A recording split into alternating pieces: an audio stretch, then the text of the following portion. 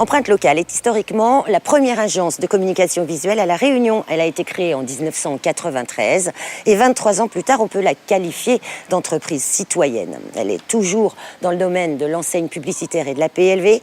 Elle embauche des personnes en situation de handicap. Elle est soucieuse de son impact environnemental. Bref, une entreprise citoyenne qui se développe sur la zone océan Indien.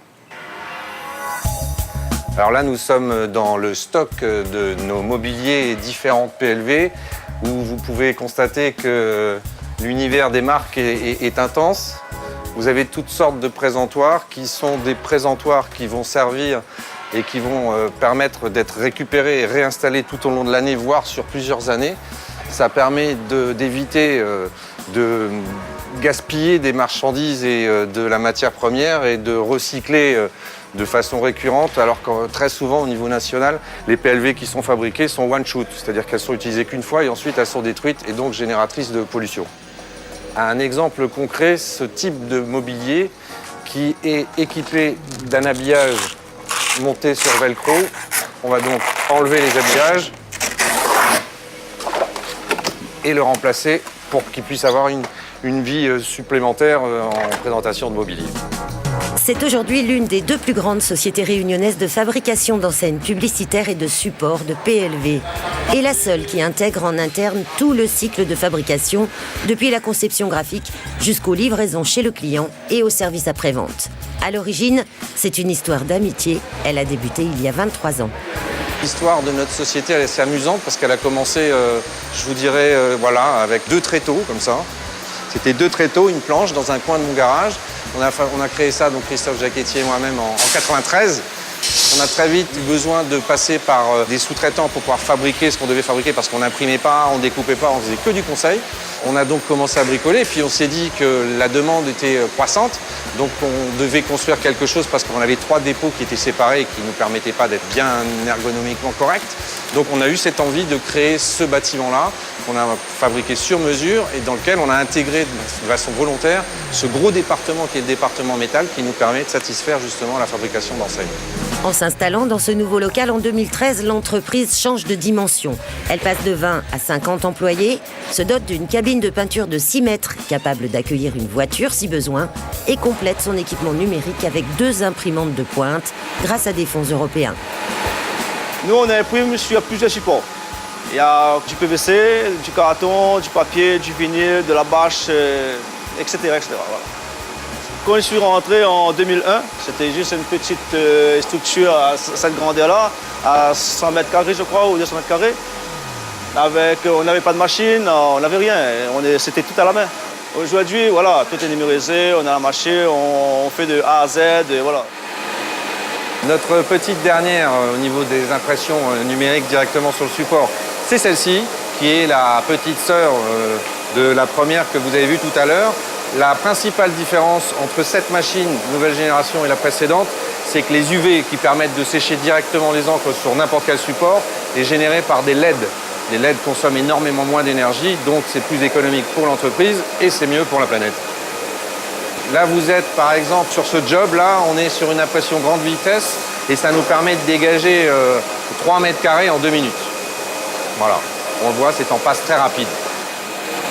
Dans l'atelier métal, certains équipements, comme ce système d'extraction d'air et de gaz, ont été installés sur prescription d'un des plus gros clients de l'entreprise, un groupe pétrolier. L'exigence de certains groupes avec lesquels nous travaillons, qui nous demandent en effet de répondre à des cahiers des charges assez pointus en termes de normes d'hygiène, de sécurité au niveau de nos employés, nous a fait nous équiper de ce genre de matériel qui est, dans un premier temps, en effet, une réponse à une problématique et à des exigences de ces gros groupes, mais qui en plus est quelque chose de super positif pour tout le monde et principalement pour les gens qui travaillent à longueur de journée et qui sont exposés à ce genre de gaz. Dans cet atelier, Franck Nallet nous est présenté comme le meilleur poseur-colleur de l'île. Son métier, découper et appliquer les vinyles et autres décors imprimés sur tout support.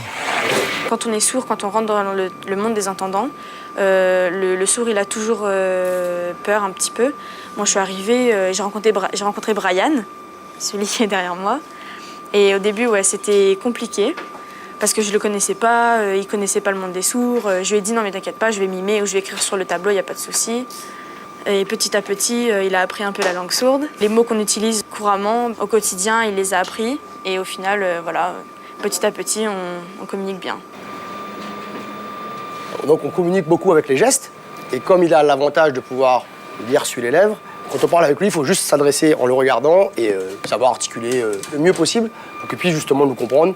Et sinon, après, il y a les écrits. Hein. Il ne parle pas, mais comme il est assez intelligent et assez efficace, il comprend très vite ce qu'on lui demande. Donc il est même parfois plus efficace que des personnes qui ne seraient pas handicapées, entre guillemets, je dis bien. Parce que pour moi, il n'est pas handicapé. L'équipe compte 4 personnes en situation de handicap.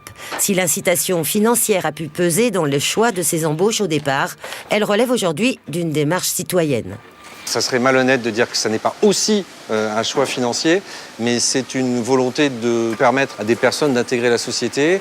On a quelquefois au départ des appréhensions qui se lèvent très très vite parce qu'on se rend compte que ces personnes-là, en effet, elles ont un potentiel énorme et on est très content de pouvoir faire ce qu'il faut et de répondre aux exigences que nous demande de suivre l'État quant à l'intégration de ces personnes, mais c'est plus une obligation, c'est un plaisir. Implanté dans la zone de l'aéroport, Empreinte Locale réalise une partie de son activité à l'export, sur Mayotte et la zone océan Indien, et jusqu'aux Antilles. On a aussi exporté, et on exporte toujours sur les Antilles, sur la Polynésie française, sur le nord de l'Afrique. On exporte un petit peu partout. Pourquoi? Parce que nos moyens de production sont des moyens de production qui correspondent à des besoins quantitatifs petits, moyens.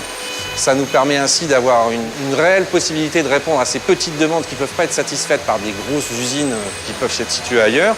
Et cette économie de production nous permet de rajouter, même avec les coûts d'exportation, donc qui peuvent représenter des coûts importants quand on envoie quelque chose sur la Polynésie, c'est pas juste à côté, et ben malgré tout on arrive à être compétitif et à satisfaire les clients qui sont très très loin parce qu'on a cette économie qui est faite par les chaînes de production et l'habitude de ce qu'on fait ici déjà. Ces choix stratégiques ont porté leurs fruits. Le développement de l'entreprise s'est accompagné d'une croissance de son chiffre d'affaires. Il est passé de 3 500 000 € à 5 millions d'euros en 4 ans.